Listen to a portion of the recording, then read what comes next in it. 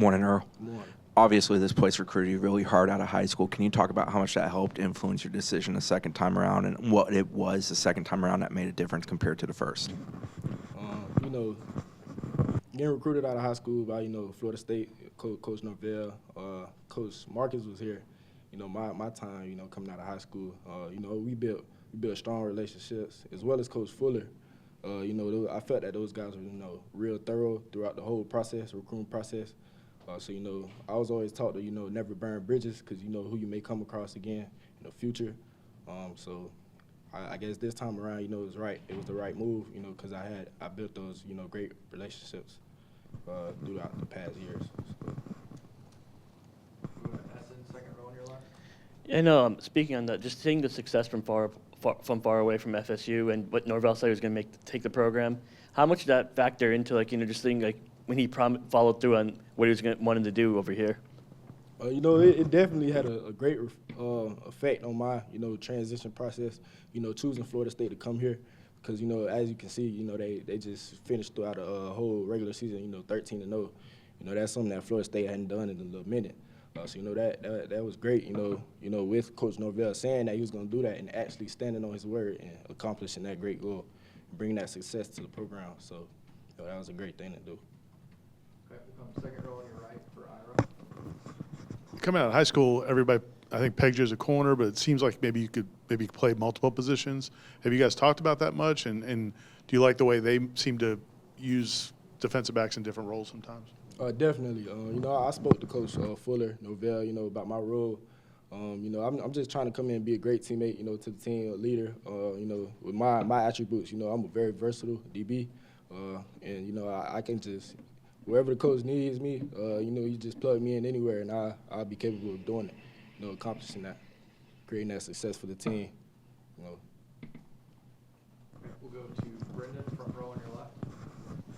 Hey, Earl, what's your relationship like with Coach Surtain, and I guess how big of a role do you play in coming here on this go-around? Coach Pat, that was my high school coach. We got a great relationship that we built over the last years. Even with growing up, that's been somebody, I was cool with. Like I said, coaching at my high school, we've built a great relationship. Just being that guy, personally, and being a coach, he's somebody I can lean on and I can trust. So that played a different, definitely a big role, in my recruiting process. Coming here, out of the transfer portal. So it definitely had a profound effect on my, transition here. And then if I can follow up on that, how, is it cool to see someone that you've known for so long kind of rise up the ranks? I mean, the fact that you guys are both here now, I can't imagine that was something that you maybe thought would happen a few years ago. Definitely. To see what he has done, with the DB group, as a whole, is definitely a great thing. Bringing his knowledge, him playing in the pros, being in Pro Bowls, things like that. Just implementing that and giving us game. The DB group specifically, that's a great thing. And why not? Come play for a guy like that. Give you those tips and tricks and just give you knowledge in general about anything that you need. That it was a no-brainer for me. I'll go third row on your left for Jordan. Earl, following up on that, yesterday we talked to Marvin Jones, and he called you one of his closest friends on the team. Can you talk about your relationship with him and some of the other Heritage guys? Marvin, that's my boy, that's my brother. Grew up together, playing on the same teams, coming up. We're always around each other. So, that's my boy. I can't wait to take the field with Marvin this year. We literally do everything with each other. Like he said, I have a whole bunch of other, teammates that I grew up around that are on this team as well. So, I can't wait for all the memories that we have to make. Just things of that nature. Second row for Essen. You mentioned all the teammates you grew up with, but also a bunch of teammates you started your career with at Alabama. How much does that familiarity just help you adjusting to when you come from a portal to a new school? Those guys, that came with me from Alabama, it's a great thing because, we all been through the same thing. Just bringing those different attributes to this squad. I feel that it's going to be a great thing for this program. Just like I said, bringing our knowledge that we learned from Alabama, crossing it over here. I feel it'll create, a whole bunch of success for the team.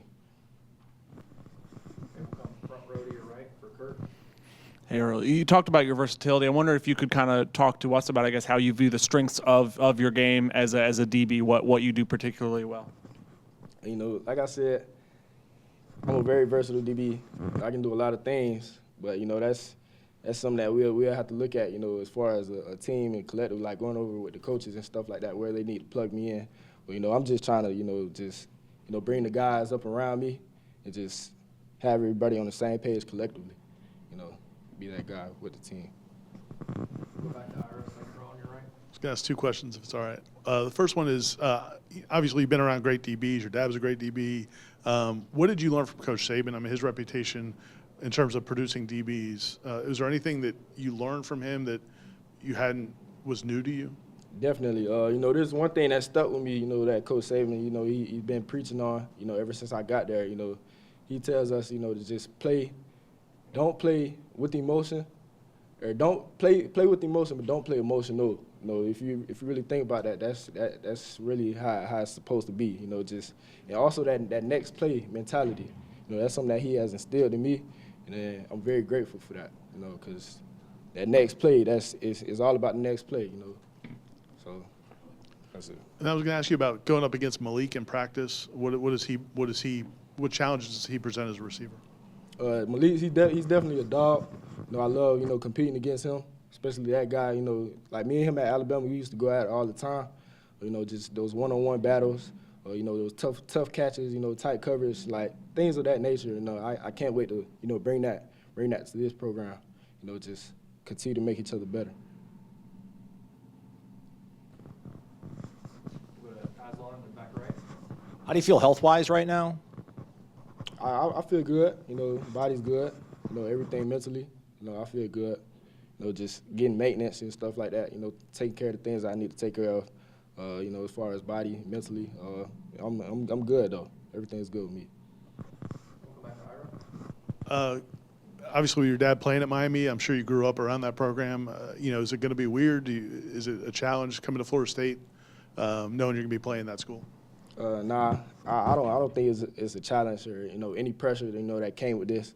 I felt that this was, you know, a business decision, and this was something I had to do, you know, to take care of my future moving forward. So, nah, I don't look at it as a challenge. You know, I'm glad that I had this opportunity. Stay there for Matt. To kind of add on to that, like you said, your dad played for Miami. Has there been a little rivalry brewing between you and your dad yet? Nah, he'll throw, you know, little jokes around, things like that. You know, say he'll whoop up on me, you know, because I'm a Seminole now and everything. But nah, everything, you know, is love. That's my pops. You know, he's in my best interest. He wants to see me succeed. So whatever that you know, whatever comes along that path, you know, he's with it 100%.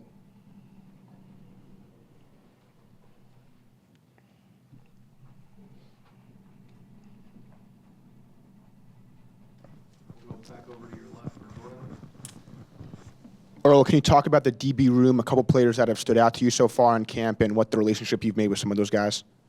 Talking about the guys here. Yeah. You know, the whole DB group, you know, those guys are funny. Those are funny guys. You know, they're about their business, definitely. I can definitely say that. But, you know, Shaheem, definitely Conrad. You know, J7 that just left, he's preparing for the draft right now. You know, I built a relationship with him. Even with me coming out of high school, you know, I had a strong connection with him.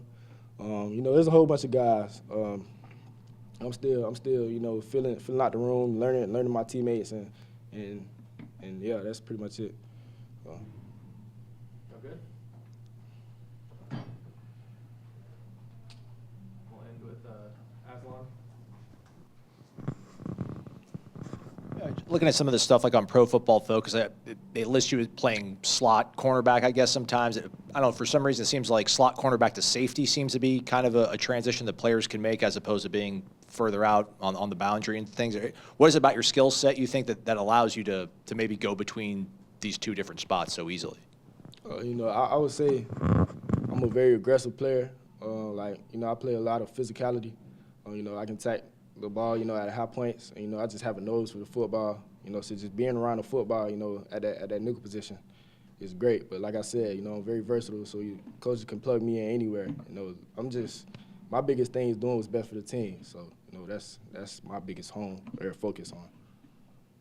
All right. Thanks, Earl. All right, no problem. Appreciate y'all.